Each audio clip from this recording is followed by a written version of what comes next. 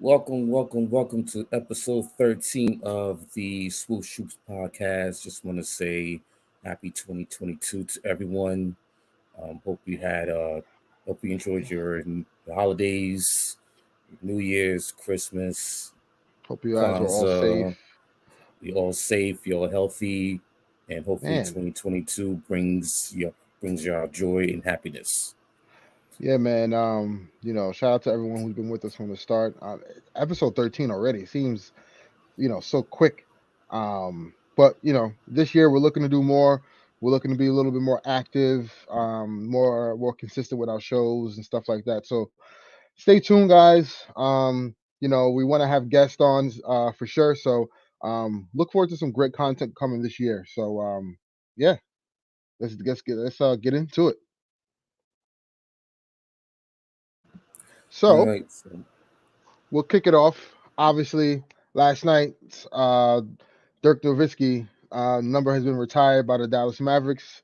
Long overdue, in my opinion. I feel like standing ovation for Dirk.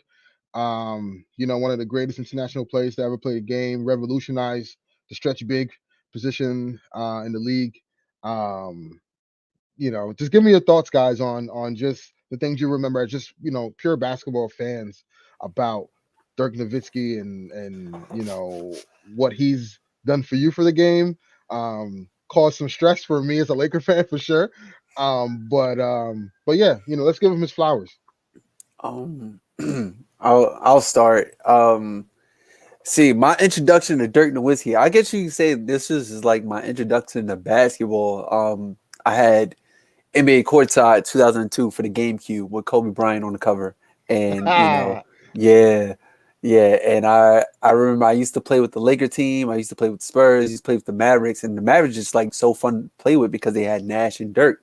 And this is before like the whole screen and roll, screen and fade type game. It was straight post up, fade away. Um, so that was a memory I have. I remember my mom. She took me to the NBA store and she got me a Dwayne Wade jersey, and I was like, nah, I don't want that. Returned it. We exchanged it for a Dirk Nowitzki jersey. I was like, yo, Dirk is my guy. And this is when it was going head to head in the NBA Finals. I'm like, nah, Dirk gonna pull through, and then this kid named Dwayne Wade and Shaquille O'Neal, just straight dominated the series. But like you said, Ernest, like caused some stress. Dirk definitely caused some stress as a Laker fan. He swept us that year. I feel like Dirk playoff run doesn't get really talked about as much. You got to think about it. Like he also came back from he was getting a lot of criticism, especially when he won the MVP that year back in 2007. But and got bumped in the first round by the Golden State Warriors, the first eighth seed to beat the first seed. That was the first time that happened in NBA history. So Dirk had to play with a chip on his shoulder, and plus, like actually, that was 1994, that was not 1999 was the okay. first. That was first time an AC beat a one seed in a 7 game series. Gotcha. Okay, thank Hmm. you. Um, but yeah, like Dirk just had a lot of like had a point to prove, and I felt like that 2011 playoff run was just like it doesn't get talked about as much. He swept Kobe, beat KD in the conference finals, and also beat Wade and Braun in the finals. Like that's crazy, and he was shooting like terrific from the field. So like Dirk was a monster. And everybody started to like take notice. Like everybody was doing the one-legged fadeaway, so he was definitely a trendsetter. Kobe, KD, definitely doing the one-legged fadeaway. But yeah, Dirk is just a trendsetter to the game. One of the best international players of all time. Um, yeah, that's what I got. Eric. Well, for me, Dirk was like one of the first, to me, one of the first European big men who actually develop his game and really develop his game into a lethal outside shooter, and also we can like really and what he did was he used the outside game to improve his post game, and you see that nowadays with Jokic, with Yusuf Nurkic, um, and these other big men, especially I also with him, his skill set was so unique during that time when he came in. It was like like the style of play was way different than it was now, and he was like one of the first guys who revolutionized that style of play. The big man, you shoot the three, 7 foot, you could post up, the one-legged fade away, back to the basket, post, face up, drop to the basket, right hand, left hand at 7 feet. That was unheard of. So with him, it was more of the homegrown talent he developed under Don Nelson, with Steve Nash, Michael Finley, with those early years with the Mavericks, and then during that, then they let Nash go, which still believe that was a mistake by Mark Cuban. If only Nash and Nowitzki would have stayed for the first title, it would have been something special. But he he knew that he wanted to stay there for his whole entire career. Him and Mark Cuban in that community of Dallas, um, and how he integrated with that city, to made it his own, and and the fact that those his early years, those he went through those playoff wars with the Jazz, with the Spurs, especially with the Spurs, and him and Duncan going at it, those classic 7 game series. I remember 2006 when they made that finals run. Him and Duncan went at it during that 7 game series.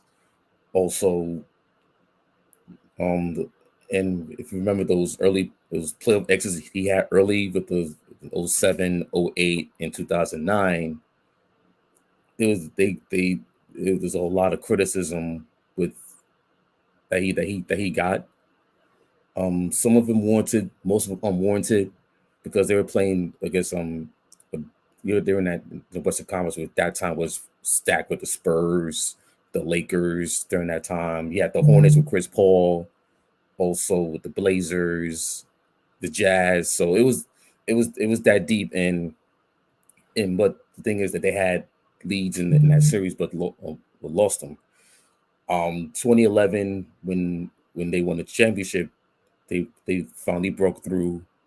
Um, I thought he got his just due, is because the finals in his NBA Finals series with the against the Heat, um, it was he was he was dominant, but also he also had the pieces around him that helped him, like the Jason Kidds, the Jason Terrys, JJ Barea, um, Tyson Chandler, who Sean Marion. Sean Marion. So he had with that team, he had help. And then when they played against the Miami Heat, who was the ultimate favorite because he had Wade, and he had Bosh. That was the first year of the super team with the Miami Heat. Not a lot of people gave the Mavericks a chance, but with that veteran squad, basically led by Jason Kidd, they pulled together. They with bunch of it basically stunned the entire NBA universe with them winning that series. And to me, is he a Hall of Famer? Yes. I know he's part of this old 75 anniversary team, and well deserved. Um, and yeah, like his career is etched in Dallas forever. He's a Maverick for life. I mean, that's the highest praise you can get, and he deserved every last bit of it. Last night, his jersey was high. It was due, and plus he played 21 years. So not a lot of players stick with one team and play 20 plus years with one team, like Kobe Bryant, Dirk, Tim Duncan. So we grew up watching him from his time when he revived from Germany to his retirement in 2019. So he deserves it all. Yeah. You know, I think every superstar has a moment of triumph to that defines their career, and obviously that 2011 year, Dirk, being able to beat Kobe, go through KD and Russ, and then go through LeBron James and go through Tim Duncan, like that to me was very impressive. He's probably had one of the toughest roads to win a chip in NBA history. And that was his triumphant moment. But as every superstar has a triumphant moment, they have a downfall, right? And that 2007 year, when they won 67 games, and they looked like world beaters, and they lost to the We Believe Warrior team, which Steven Jack, Baron Davis, Matt Barnes. Matt Barnes. You know what I'm saying? So, and listen, look, at the end of the day, Dirk has meant more to the game than a lot of people give him credit for, I believe. The reason why you see talents like Porzingis, talents like, even Karl Anthony Towns, Pau Gasol to a certain degree. You see the Anthony Davis, you see these stretch bigs who can kind of do, who can play on the perimeter, can attract gravity, you know, provide floor spacing, tough as nails, rebounding, defend. Dirk was all that. He was the catalyst to kind of bring a new era into the league as far as that talent. So, shout out to Dirk Nowitzki. He, as a Laker fan, he was definitely a thorn in my side. Even because the Lakers didn't play Dallas as much in the playoffs as they did as the Spurs or the likes of maybe Minnesota, what may have you, or Utah. But you didn't want to see Dirk when it mattered, because Dirk was just the guy who had ice in his veins, and you would be nervous if he'll set that screen and flare out to the three. At that time, defenses weren't really used to a big stretching out that way, and he would get constantly open shots, and then you would try to, the defense would try to bully him on the post, and his game was so filled with finesse, he was able to just shoot over you, right? That it was unguardable. And people talk about Kevin Durant and how, like, he's 7 feet, and once he rises up for a jump shot, nothing you can do because he could just rise over you and shoot a jump shot. Dirk would do that, but also do a fadeaway. Like, you can't guard that. You know what I'm saying? So, shout out to Dirk Nowitzki. He deserves a statue in front of was it American Airlines Arena. Forgive me if I forgot the arena wrong. And he You're right. is the American Airlines Arena. No, yep, American Airlines Center. yeah, American Airlines Center. The arena is in Miami. Sorry. And he is the greatest Dallas Maverick of all time, like, hands down. He is the greatest Maverick of all time. So shout out to Dirk, well deserved, and one of the greatest international players of all time. And I'm glad that you brought up the statue. I feel like, I don't know about you guys, but I feel like I just got to say it. The statue is about the size of an MVP award of a Larry O'Brien. And I just want to say, I think it was a sample. I think it was a sample of what they wanted to look like in front of the arena. I'm hoping. I'm hoping too, because I didn't get to watch the entire celebration, but I heard the snippets. And Mark Cuban was like, "The statue is going to be outside the arena, to the next arena, to the next arena, to the next arena." And I'm in my head, I'm just like, "Bro, like this award, this statue, excuse me, is the size of the Larry O'Brien trophy. It's the size of the MVP trophy." And you know how they say everything's bigger than Texas? Like, bro, like that ain't it. I think it was just a sample of what I the hope statue so. will look like. So. I hope so. I hope so, because the three balls, like, like I feel like that's unnecessary.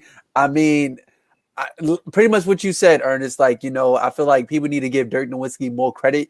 I feel like it's not there. You know what I mean? Maybe because he wasn't flashy and stuff like that. Like we was born. I grew up in the era of Kobe Bryant and Allen Iverson. Guys, T-Mac, Vince Carter, guys that play with finesse. And guys. So the guys like KG and Dirk and Tim Duncan, they kind of get overlooked as far as their career. I mean, and if you look at his numbers for his career, right? He averaged 23 points, 8 rebounds, 3 assists, 48% shooting from the field, 38% shooting from three. His PER for his career was 23.5. I mean, geez, talk about efficiency. And You know what I'm saying? At also, that size. Yeah, and also he's the first player in history, 7 feet tall, to make over 1,500 3-pointers. So like he started this whole Right. like you said, stretch big, shooting threes and stuff like that. Like this is the Jokic and the Cats and the ADs and the guys that you mentioned. Like they're like of him, Right. a product of him. So yeah.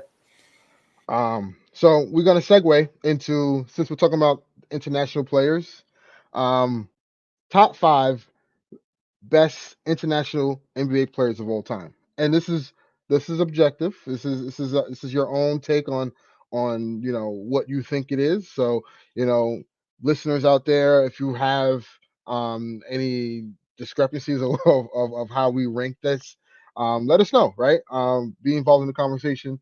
Shoot us a DM, and join in. So for me, um, my top 5 all time in order international players will go like this. I'm going to start from 5 up. So for me, it'll be number 5 will be Tony Parker. Actually, I'm sorry, Manu Ginobili. Manu Ginobili for me will be 5. I just think he's one of the greatest 6 men of all time. Um, the Euro step was something that he kind of revolutionized and brought to the game. Different level of IQ and footwork to the game of basketball. Um, so we're gonna go with him at number 5. Number 4, I'm gonna go with. I know he hasn't been in the league as long, but I mean the amount of time he spent has been dominant. I'm gonna go with Giannis Antetokounmpo. Um, and I know Manu's is a multi-time champion, but the sheer level of dominance that Giannis has been able to showcase, I think, has been second to none than Shaq. So I got to give him some love with that. Number 3, I'm gonna go with Tony Parker. Tony Parker for me again. I couldn't stand this little guy, man. Like, you know, he led the league in points in the paint more than once. As a point guard, a 6'3", 6'2" point guard, and his quickness, his basketball IQ was second to none. He was really one of the main reasons why Tim Duncan has those 5 championships. Like Tony Parker, really deserves a lot more credit than I think people give him. Um, we're gonna go with so where we at 5-4 number 2, right? I believe I'm on my second one. To last, we're gonna go with Dirk. I mean Dirk Nowitzki. I think to me, as we just talked about, and number 1, Hakeem Olajuwon. I mean, the dream was larger than life. Really revolutionized the game internationally when he got to the league. Um, was drafted in the same year as Jordan, drafted higher than Michael. Actually, was number 1 pick that year. Um, Hakeem is just, if not, he's not the greatest center of all time in my opinion, but he's definitely a top 3, top 4 greatest center of all time. So to recap really quick, it's Hakeem at 1, Dirk at 2, Parker at 3, Giannis at 4, Ginobili at 5. Okay. I'm gonna give you my top 5. Um, not in any order. I'm gonna go with number 5. I'm gonna go with number 5, Steve Nash. Um, So real quick with Steve Nash. Steve Nash was on the cusp for me, but Steve Nash, to me, you could argue that at his peak, like Jason Kidd was just as good. Um, you know, Tony Parker at that time just as good. Like there were too many other point guards for me to kind of like be like like he didn't separate from the rest. But go ahead. yeah, I'm putting Steve Nash at Plus number he stole an 5. MVP from Kobe. Number And Shaq. number 4, I'm putting Giannis. He's still got a long ways to go just to like finish his career, and I'm putting him there because he got the two-time MVP. He got 2 MVP awards. He got Defensive Player of the Year, and he has a championship. and the Finals MVP. I'm just going to like he's not done yet. So by the time his career is over, he can have finished at least 3 championships and two more MVPs. That's how really good he is. So I'm going to leave Giannis at number 4. Number 3, I'm going Dirk. I'm not going to explain enough because we already went through his career. Number 2, I'm going Patrick Ewing from Jamaica. Patrick Ewing, born in Jamaica, Hall of Famer. Come on, It's Patrick. my list. It's my Here list. we go with Okay. the Knicks bias, No, man. guys. No, it's not. It's not biased. It's not biased.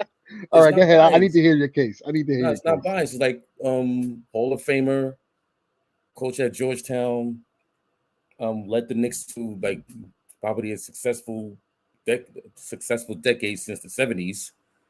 And plus he's well guarded around the league. I mean, come on, man. I mean, and at number 1, I'm putting like Olajuwon, Hall of Famer, 2-time Finals MVP, 2-time champion, one of the greatest centers to come out of Nigeria. I mean, so that's my list. I So got recap your Olajuwon. list. I got Nash at 5, 4 Giannis, 3 Dirk, 2 Pat Ewing, and 1 Olajuwon. No Ginobili and no Parker. Wow. Okay. Wow. But you know what? I could have put Tim Duncan because he's from the St. Croix. So But he's I'm from the glad U.S. you said Virgin that. Islands, though. That's not international. Mm-hmm. Mm-hmm. He's from the U.S. Virgin Islands. Key in that is Mm-hmm. U.S. But I go ahead. Go ahead. Yeah, so that's my list. All right. Okay, so my list was kind of hard. Eric, I'm glad you brought up Timmy D. Because it was tough for me to leave out Steve Nash. Steve Nash is one of my favorite players for all time, and it was tough for me to leave out Pau Gasol as well too. But I'll start from 5. 5, I will go with Manu. 4th, I will go with Tony Parker. Pretty much what Ernest said. Tony Parker was just he's not a rodent. He played like a rodent, like the way he was able to like to weave through traffic and everything. I really felt like if the Spurs win that 2013 finals, Tony Parker is the clear MVP. Like, he was just a monster, man. Number 3, I will go with Giannis. 2, I'm gonna flip it. I'm the young guy here, remember? I'm gonna go with Hakeem, and number 1, I'm gonna go with Dirk. I remember the last time when we was going through our top 75. I did like point blank come on and say that that Dirk was the best international player of all time. Some may disagree, but I'm going with Dirk. So just to recap, I got Dirk first, Hakeem 2nd, Giannis 3rd, Tony Parker 4th, and Manu 5th. Okay. I mean, we're definitely get some interaction out there, especially with, the Patrick Ewing take, which is, I mean, hey, it's to each his own, But I don't know. I just felt like with Patrick Ewing, he was dominant in his right, but if you look at the rest of the players that played his position, I mean, he didn't win a chip. And that to me was the one that kind of tipped the scale for me. But needless to say, Patrick Ewing was great in his own right. Next, a lot of things happened last night, right? We did talk about Dirk. Kyrie Irving has returned, ladies and gentlemen. Woke. He woke. You know what I'm saying? It was Flat Earth. The flat Earth guy. I mean, hey, listen, to each his own. Kyrie, watching him last night, I was excited to see him back on the court, because, and not just because, like, I'm looking at how the team's going to gel with him being back in the lineup or back in the fold, but how is his conditioning? Did he have any nerves? Was he forcing too much or whatever? But man, I mean, you could tell the Nets were happy to have him back because they were kind of like force feeding him the ball in the first quarter. I'm surprised he even started.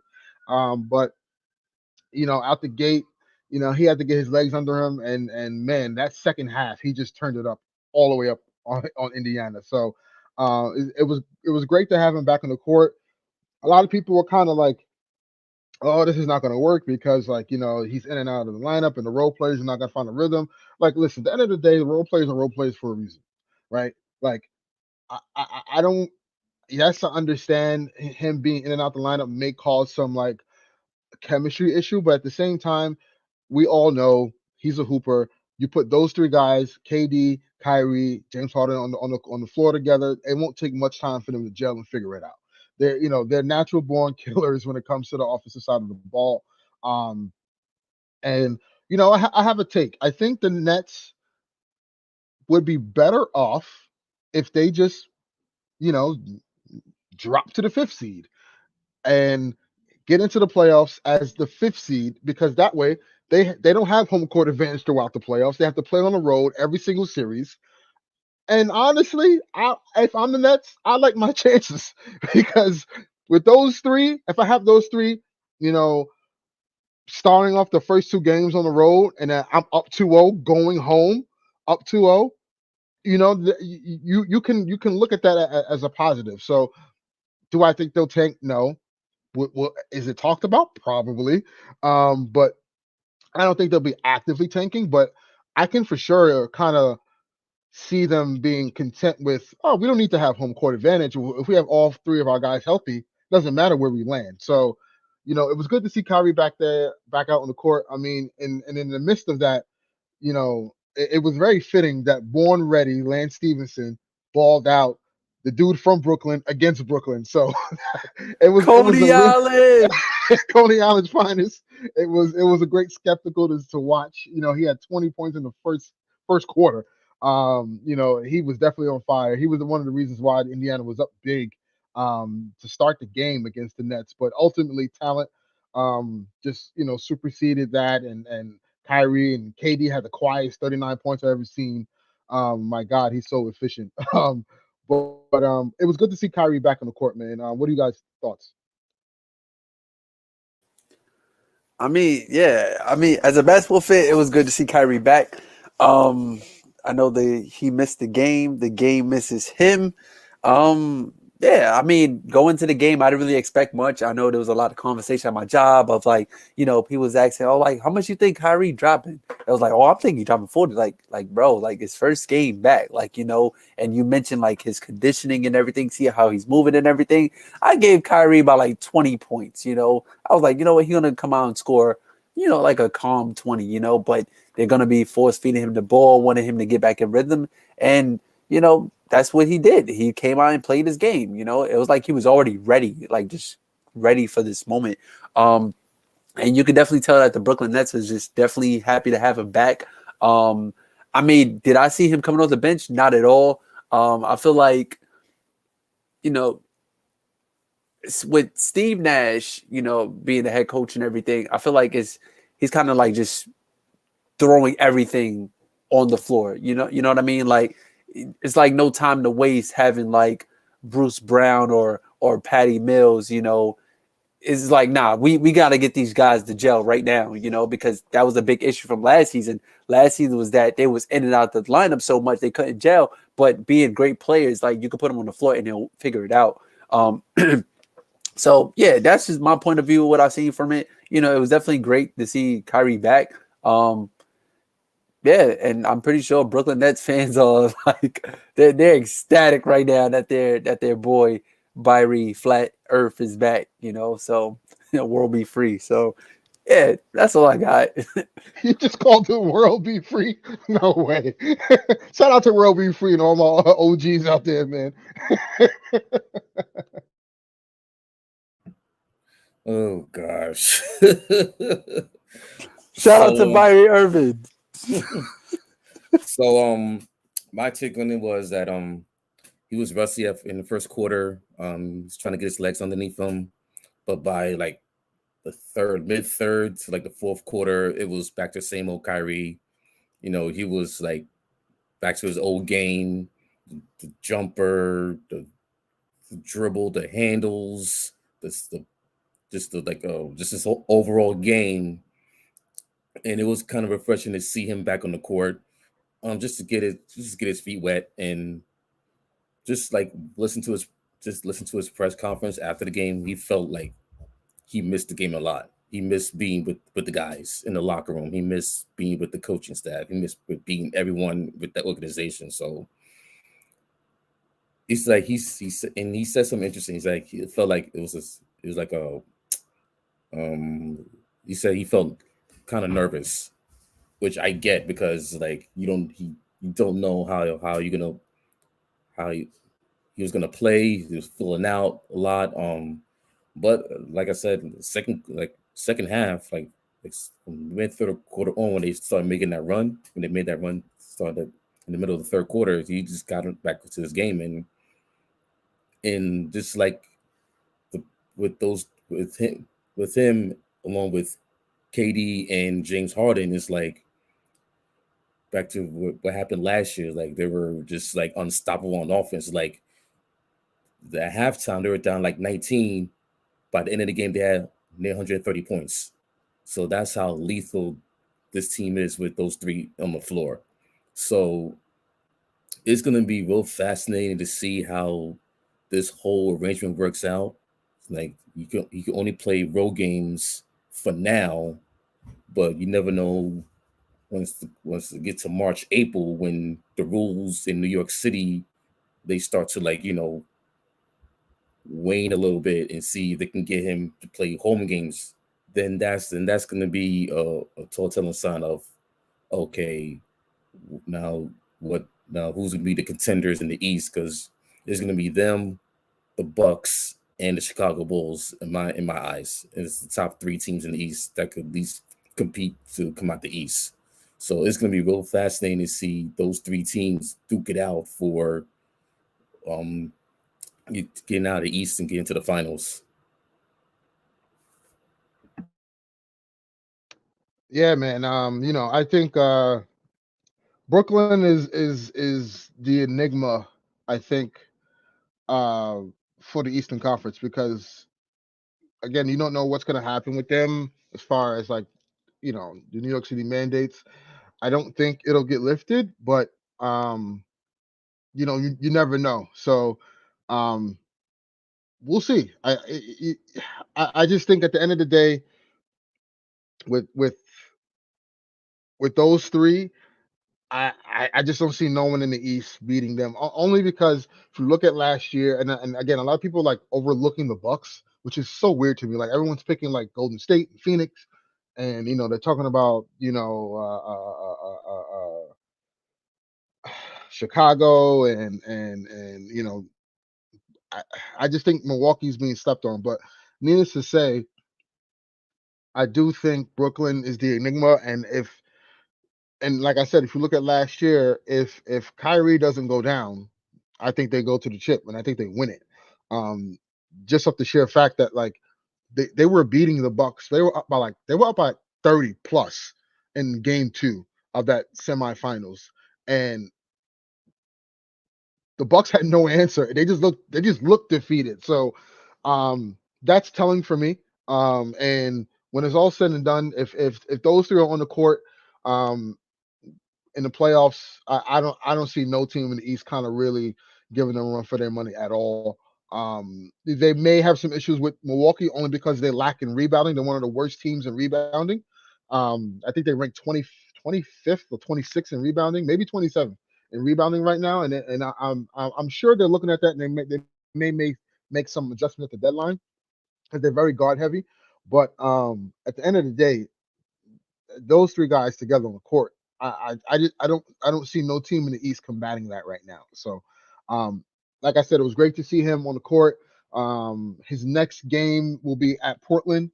So again, that'll be good to see. I think that's on Sunday. And yeah, it's glad to see Kyrie back, man. And at the end of the day, as a basketball fan, the guy's box office, regardless of what you think his stance is, right or wrong, indifferent. It doesn't matter. At the end of the day, the guy's a hooper, man, and he's a great talent. And the NBA is better when Kyrie Irving is playing. So, another return of a certain superstar, which is giving me nightmares. Yeah, I ain't gonna I have hold to you. admit, This one scares me. yeah, this one as as a avid Laker fan and I feel sorry for championship both of hopeful y'all. In the same uh, division, in the I same feel sorry for y'all division. both. we gotta play Um, them 3 more times. the great Klay Thompson will be back Sunday against Cleveland. How fitting. Geez, I, I'm at a loss for words. I think you know one is let's not project that Clay will be like 100%, right? I don't think necessarily um we can do that. That's unfair to him. The dude missed 2 years of basketball, of high level basketball, but the reports I'm reading and I'm hearing, man, he looks fantastic in practice. But it's a difference between live game, right, and game speed. But you know, and Steve Kerr had, in the organization, they had already talked about, not really like just dropping him in and he's going to be playing 30 something minutes a game, whatever. They're going to start him in increments, right? 10 to 15 minutes, kind of get his legs warm, see where he's at. But looking at him and watching his social media, that man is ready and he looks very eager. And I am petrified as a Laker fan right now. Terrified. Only because right now we're struggling as it is, and this is not where I thought our team was going to be. So, having him back on Golden State, it creates such a dynamic for them because you're gonna have now. If you look at the team now, the depth becomes even more dangerous because you you, you insert Clay in the starting lineup, which means you move Jordan Poole off the bench, you move Wiggins to his natural position at the three. Now he's the third option, even the fourth option for if you want to throw Draymond in there. And if you think about it, you're gonna have your fourth best guy guarding Andrew Wiggins, who's naturally probably a one or two guy on a bad team. So the rich get richer, and at the end of the day, I'm glad to see Clay back. It sucked when he went down like that with that injury because the guy is so hungry. He plays hard, and he's a special talent. He's literally one of the greatest shooters God has ever created as well, aside from Steph Curry. So as much as I am dreading his comeback, I'm glad to see Clay back. I will be excited to see him on Sunday to see what that looks like. But man, watch out for the rest of the league because the Warriors are essentially back. That 5 year struggle that we went through of them dominating, that is on the cusp of returning. So, what are you guys' thoughts? Um, yeah, as a team who's in the Pacific Division, like I said, before you spoke, Ernest, we got 3 games against the Warriors, and Clay is back now. And even if he's not 100%, not healthy, playing 10 to 15 minute increments and stuff like that, like as an opposing team, you still got to guard that man. Like that's still Klay Thompson. You know what I mean? Like you know what they say, like the jump shot never leaves you. You know. But I just think his presence is going to just be felt on both sides of the basketball.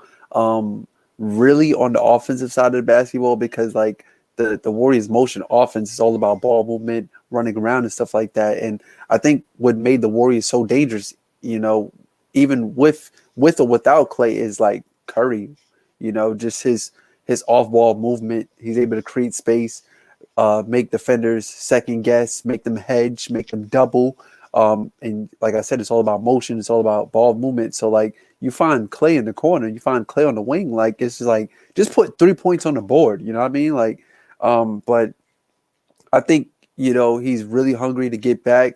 We've been seeing the workouts and everything. He looks ready to go. For a guy who hasn't played in 2 years, like it's like really crazy because like I was actually talking to my bro about this earlier today, and it's like the last time Klay Thompson played basketball, there was a lot of things that were different in the league. You know, like Paul George was a member of the Thunder, Kawhi was a member of the Raptors. Like, you know what I mean? Like, it's just Yeah, AD, was with the AD, Pelicans. right? Exactly. So the whole dynamic just changed.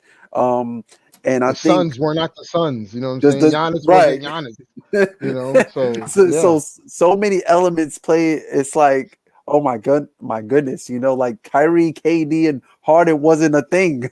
right. Like, Yeah, right. you know, so it's just like, wow, like, you know, like this is why I love basketball, but it's also like, damn, like I hate it now because like we have another problem, you know, on top of problems that we have to worry about. But you know, like Klay Thompson, he plays the game the right way. One of the best shooters of all time. Like, it's just great to see him back. You could tell the Warriors definitely miss him, and I think that they're gonna be even more lethal than they were. Like, this team went on a correct me if I'm wrong, but they went on a no, actually I'm talking about the Suns, but they were neck and neck with the Suns like the entire season. Like They still are. every time They're the number one seed right now in the West. yeah, and every time the Suns and the Warriors played, it was on national television. Like, they got 2 national televised games in a week. Like, they took the Lakers off and the Clippers off for that.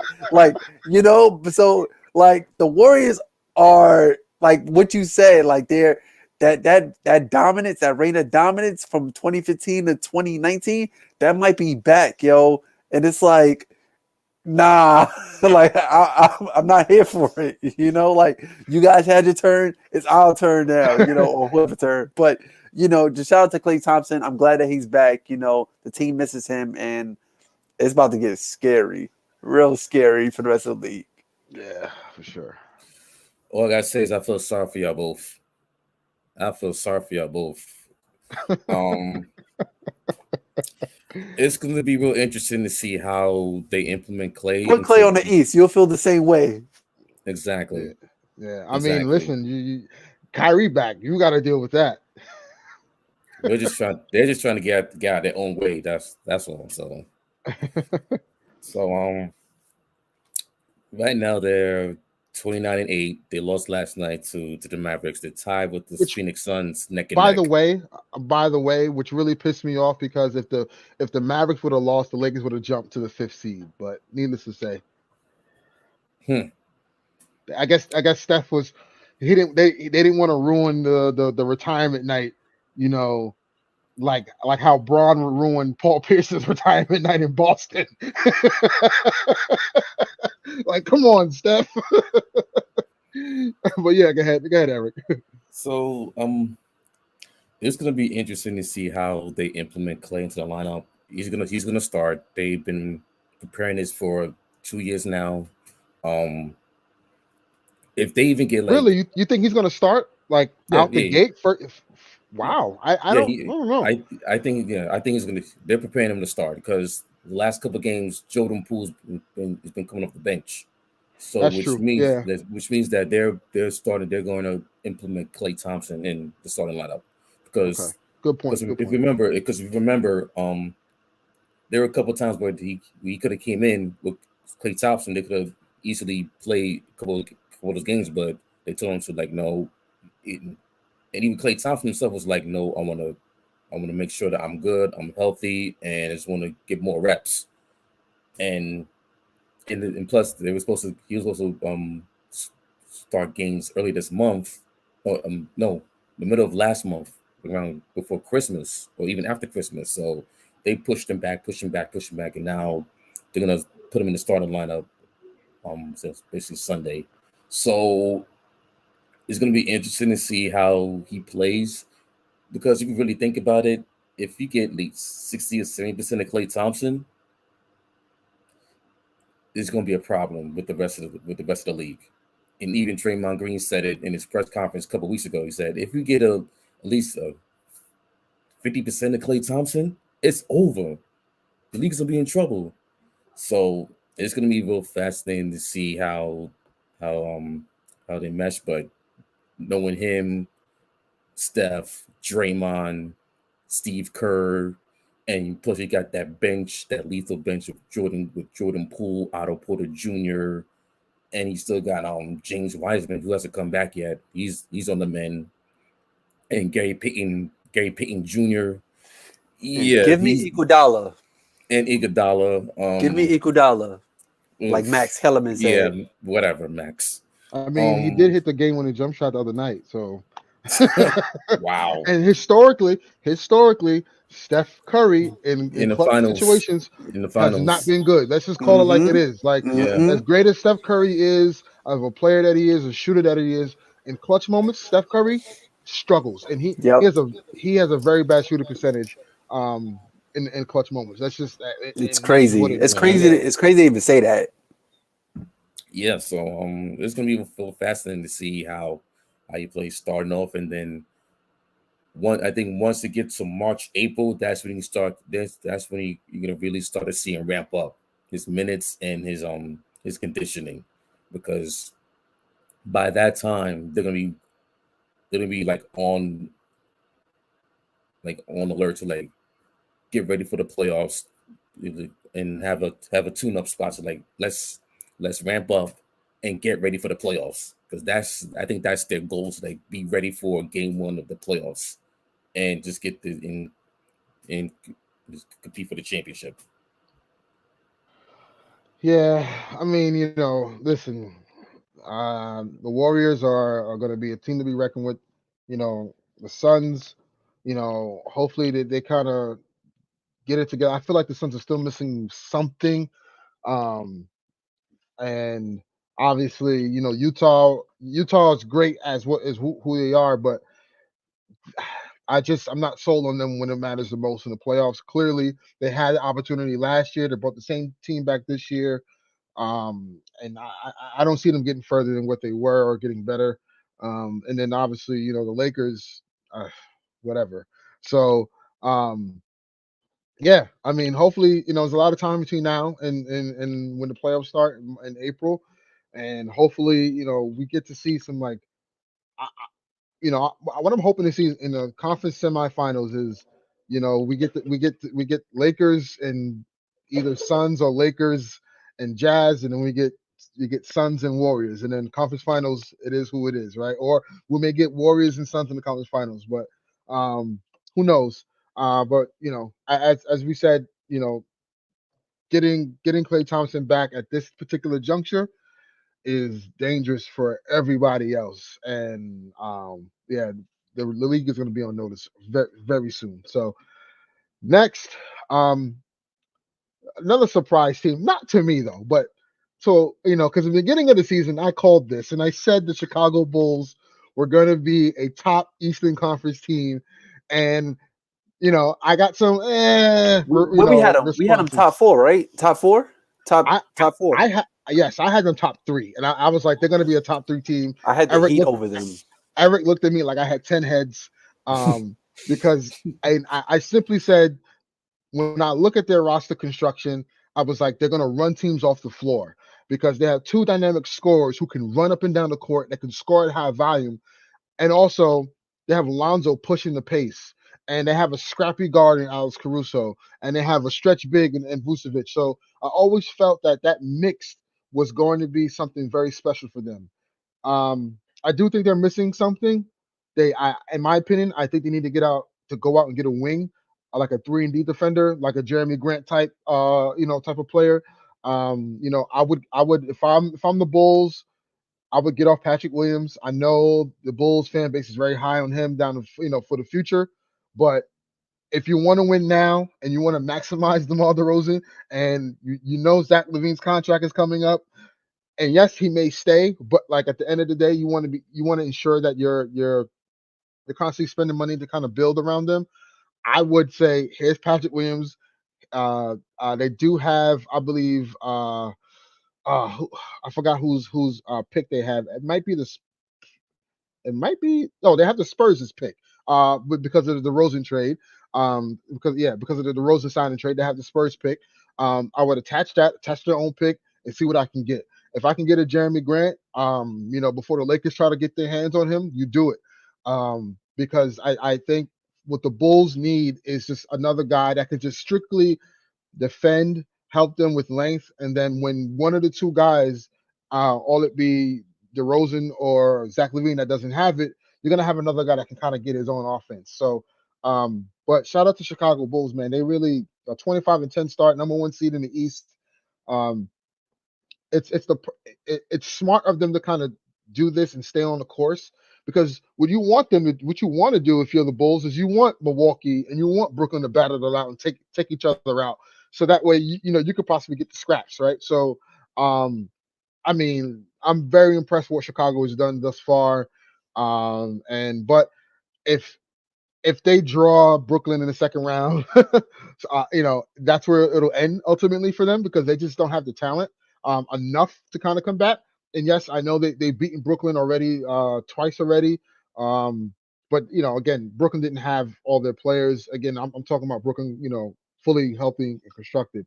I don't see Chicago beating them in a 7-game series, but all year they've been struggling to beat the Bucks, and that just tells me, because lengthwise they don't have anybody to guard Giannis. I mean, no one really does, but if you're throwing Patrick Williams or Vucevic or Derrick Jones Jr. at Giannis, that's food for him every single night. So I think they need to go out and get a wing that can kind of bother him a little bit and bother KD a little bit, that could defend. But Zach LaVine and DeMar DeRozan right now are the best duo in the league. So we got to give them their props when it's due. Yeah, I remember when they got together, we didn't think that we wasn't too sure about that pairing. I mean, I had the Bulls being the top four. I had the Bulls being the top 4 team, but it was just like, how did it look? Because looking at it from an analytical standpoint, like, how does DeMar DeRozan's game fit in 2021-22? But think about it, that he's playing ever since his San Antonio days. He was playing like his most efficient basketball in his career, and he's playing. It's crazy to say that now this season he's playing his most efficient basketball. So I also think too, because like he is such a mid-range killer. yeah, It helps the offense, because then now defense has to either commit to Zach LaVine, who can shoot the three, but DeMar DeRozan is not a great 3-point shooter, but his mid-range is lethal. So yeah, it creates a problem for the opposing defenses to kind of guard them collectively, because you're gonna have one guy on the weak side of the ball that can launch a three that you can't garners gravity, and you got another guy who can just dribble and pull up from the mid range from the hash mark, yeah. and it's a bucket. So Yeah, and that's where he's been finding his shot at. Like, this, I could name a bunch of times where DeMar DeRozan has came through in the clutch for them or hit like some big shots for them. I remember when it was going back and forth with the 76ers earlier in that game, earlier this season. They did a matter of fact, they're on an 8-game winning streak right now, and one of those games came from a W against the Lakers. DeMar DeRozan, he came through in the clutch. DeMar DeRozan ended the year hitting a game winner and started the new year hitting a game winner, which I find he is the first player in NBA history to hit back-to-back game winners on the road. At first, I didn't believe it, because I was like, "No, Kobe had to do that." Because I always felt like I think it was 2012 or 2011. Oh yes. When It was Kobe was going on Milwaukee. this tear of this, Milwaukee. It was Sacramento and then Toronto. And he hit those game like winners, Miami, something like that. Yeah, and it was just like, Kobe was on a game-winning tear. Mm-hmm. But it wasn't back-to-back games. I mean, DeMar DeRozan did it in back-to-back games, and those are tough shots. That one-legged shot against Indiana was crazy. And then the pump fake in Washington, and oh man, like you can't get no better than that. Yeah, and you can definitely tell that the Chicago Bulls fan base, they definitely loving it. I mean, the last time they was really relevant was like the D Rose era with Joakim Noah and Carlos Boozer. So they're definitely loving it. And I just happened to see something on Twitter saying that the Chicago Bulls has never had a player like DeMar DeRozan. I'm just like, what? Like, hold on, like let's not get too ahead of ourselves now. Like he's playing really great. He's a dark horse MVP candidate, but like, bro, like, you guys do realize you guys are the Chicago Bulls, but props to them. They've been playing really, really good. I mean, I know injuries been nagging them just a tiny bit, just a little bit, but I agree. I think we all can agree on what they need, like a wing, just in case anything happens to Zach LaVine. Anything for more of the defensive side of the basketball. Because those guys is not going to guard the even the KD, the Giannis, and even Jimmy Butler whenever he gets healthy. So I feel like it's going to be a dog fight in the Eastern Conference of who's going to come out the East. So yeah, shout out to the Bulls, yo. Like they definitely raging right now, Yeah, doing they the thing. definitely raging, Hmm. and we'll let the Knicks fan, because I know this year the Knicks has had a disappointing year, but Eric, what are your thoughts on the Bulls? I'm impressed by what they've done so far. 25-10, 8 game win streak. DeMar DeRozan, Zach LaVine, they're just bowling right now. Even with the injuries they had, and also the players that they are out due to health and safety. Just got word that Alex Caruso, he's now health and safety, and Yeah, also that's a big loss for them. Yeah, that's a big loss for them. but Because shout out to Kobe White when he came back out of health and safety protocol. He's been balling too, yeah, man. he's Like, been bowling too. Also Javante Green, he's out 2 to 4 weeks. That's another big loss for them. right, yeah. So they're starting to get thin with that bench. So I do agree with y'all both of that. They do need a wing, Jeremy Grant, and some I guess, and also there's some defensive wings out there that can at least help them with the front court and also with the bench. So just like fine tune their rotations. Um, Also, if you really think about it, they went all in this year to see if they can compete and with the Bucks and the Nets and all that stuff. it So was smart for them to kudos go to them. all in because I Kudos to think them because yeah, for sure. Because I think because like when you have a superstar like Zach LaVine who's on a contract year, you got to you take got to be able advantage to do of. something. Yeah, you got to be able to do something because I think if they made no moves or if they didn't improve the team, I definitely think he was leaving. Now I'm not so sure he's leaving, but it's up to the front office to continue to build around them. Because Hmm. who's to say he takes the bag and then a year or two later he's like, yeah, I want out of here. You know what I'm saying? So I hope the Bulls don't stop. I think the league is better, and I say this all the time. The league is better when the Lakers, the Warriors, Celtics, the Knicks, um, and the Chicago Bulls um, are all playing great basketball, and the Spurs too. You could throw them in there, and the Heat too. Only because one, they're huge markets, and two, they're historically winning franchises, and that with all those teams doing well, it makes the league a lot better. So Chicago is they have something really good, and I'm very impressed with what they've done thus far. My prediction for them, I think again, I think they finish in the top three for sure. I don't know if they stay at one, because I do think Milwaukee will wind up catching a rhythm. I think Brooklyn may catch a rhythm. But again, I think Brooklyn, there may be something, as I said earlier, I think they may drop just to get Kyrie to play more games in the playoffs, but we'll see about that. But I think they finish top three, either 1, 2, or 3. They have home court. And DeMar DeRozan is an MVP candidate. Like, let's just call it what it is.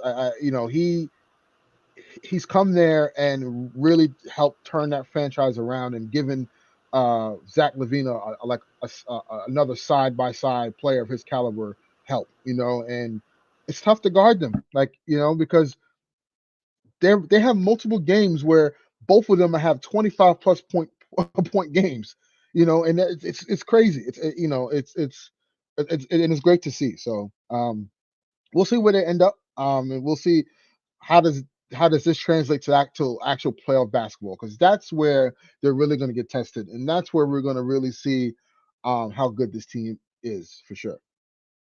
And they still got to make up games that they haven't postponed due to COVID. So they got 2 makeup games this month and another one in February. So their schedule's gonna get a little bit squeezed. But I'm still impressed by what they've done so far this year. Let's see where they finish. I see them finishing top 3 in the East. It wouldn't shock me if they finish that's a top seed in the East, and then in the playoffs, we'll see. All right, so also we're gonna go segue to our last topic. Early NBA All-Star votes. So it was released earlier today that by Shams that the early votes were counted for the for this year's All-Star game at Cleveland. So we're going to I'm going to look over and bring up those votes. Hold on one moment. Mm-mm-mm-mm. All right. And we have some surprise entries in there. So as usual in the West, LeBron, he's the leading vote getter at over 2 million votes. Then you got Jokic at 1.6 and Paul George at 1 million. Guards in the West, you got Steph Curry at 2.5 mil and Luka at 787,000 by a landslide. And then John Morant coming in third at 669,000. In the And the fact East, that John Morant is not like a top, you know, vote getter is kind of crazy to me. I think he should be a starter, but yeah. and what's crazy is Clay is fourth. He hasn't played a game in 2 years and he's Come fourth. on. Hey, Ernest, remember what I said before you went live? Remember what I said? Yeah, no, You know? I know it's the fans that's voting. I get it, but Yeah. it's just like, geez, man. Like, I just wish that some of these players get their due. You know what I'm saying? Like, I get it. Yeah. Like, us as fans want to see these guys play, but like, if you didn't play the whole year, you're not an all-star. I'm sorry. It is what it is. But Kyrie, he's talking about you too. But in the East, front court, you got KD at 2.3 million, Giannis at 2.1 mil, Joel Embiid at 1.2 mil. In the guards, the top three is DeMar DeRozan at 1.4 mil. nah, that was surprising. James yeah, Harden at but well deserved. Yeah, agreed. James Harden at 892,000 and Trey Young at 862,000. Wow. So No Knicks. actually, the only Nick that's on there is Derrick Rose. He's seventh in the guards, which is surprising. Wow. Damn, Julius Randle not even here. Nope. Wow. Wow. His play I mean, warranted though, So. If you ask me, I mean, I didn't vote yet for All Star, but I told myself, I think I said it last time on the podcast that I ain't voting for no Laker, and that was just the mentality I was in at the moment. And still, even though we on a 3-game winning streak, I still ain't voting for them. I mean, honestly, the only Laker that's deserving is LeBron. What he's doing LeBron, at his age, yeah. I mean, it's we've never seen this before. He's averaging LeBron and Malik 30.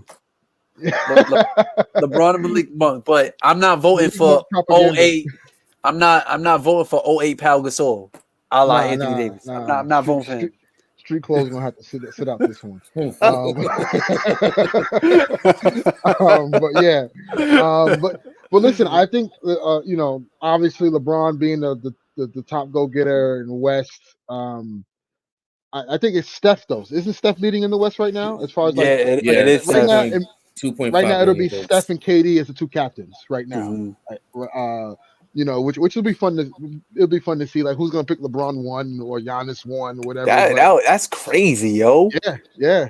Because the last few years it's been like it was like already set up, like it was LeBron and Giannis, right? And then when KD went over there, it was just LeBron and KD, and we thought we was gonna get that for like the next couple of years, but I don't know. I don't know if I can see Steph hanging on for this long. I don't know if it's the revival of like the bandwagon Warrior fans, like, oh, we're good again. Let's vote for Steph, but I don't know, yo. Like, listen, at the end of the day, like LeBron, listen, it's 19 years in, man. You know what I'm saying? Like at some point, it was going to he was going to have to relinquish that number 1 spot. So it is what it is. I mean, but we've never seen a player year 19 aside from Kobe probably to get this many votes to start in the All-Star game. And again, how he's playing, we've never seen it before. So, listen, it is what it is. I agree with all the votes except for like putting Kyrie up there and putting Klay Thompson up there. I just don't agree with anyone getting into the All-Star game as a starter who didn't play any games throughout the year. Like, I get it. It's a fan vote and fans want to see their favorite players and stuff like that. But we also got to give due to the guys that's been putting in work all year. So like John Morant should be a top go getter. DeMar DeRozan, rightfully so. Zach LaVine should be up there. You know what I'm saying? Guys like that are more deserving, in my opinion, because we got to reward the players that show up every single night and put on a showcase for us fans. And when you think about it, that was something And that was winning. holding Dame Dollar back for a while. Like Dame Dollar couldn't sniff an All Star appearance because there was just so many great guards in the Western Conference that he was putting up with day in and day out. So yeah, I definitely understand. And the year he has a chance to kind of get those votes, he's not having a great year, so it sucks. And his team is barely in the playing tournament race. Yeah. Oh man, that'll be. We're gonna get into the most disappointing teams next episode, and we have a lot of content to talk about with that. But yeah, man, it's hopefully, and also I'm expecting to see Jared Allen and Darius Garland at the All-Star game. And plus, their team is winning. So Darius Garland needs to be an All-Star. Jared Allen needs to be an All-Star. You know what I'm saying? Like I think they're more than well deserving. They're the anchors of that Cavalier team. And it was good to see, fresh new faces. You know what I'm saying? Like we're actually getting into a time in the NBA where we're starting to get a new wave of like faces for the league, and this is the beginning of that.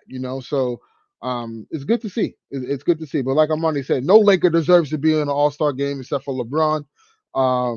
But everyone else, reward people that play the game every single day, guys.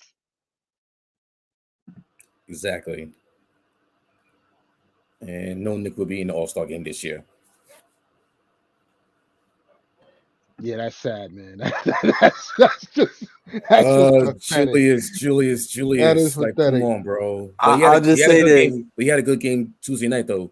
30 points. So I remember when David Lee made the All-Star team. He was like the first nigga in a long time. I was just like, wow. Like, but he was having a great season though. But still, like. Then then Stoudemire and Melo changed all that. Yep, they did. So guys, thank you for listening in as we conclude episode number 13.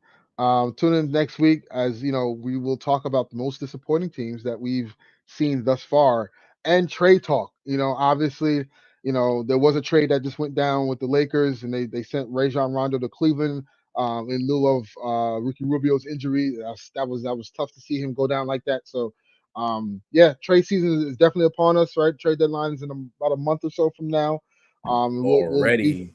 We'll deep dive into that.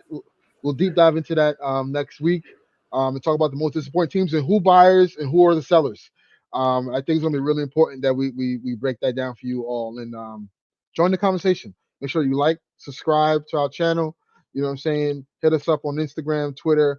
Interact with us. We're always active. So until next time, peace, guys. Peace, guys. Peace.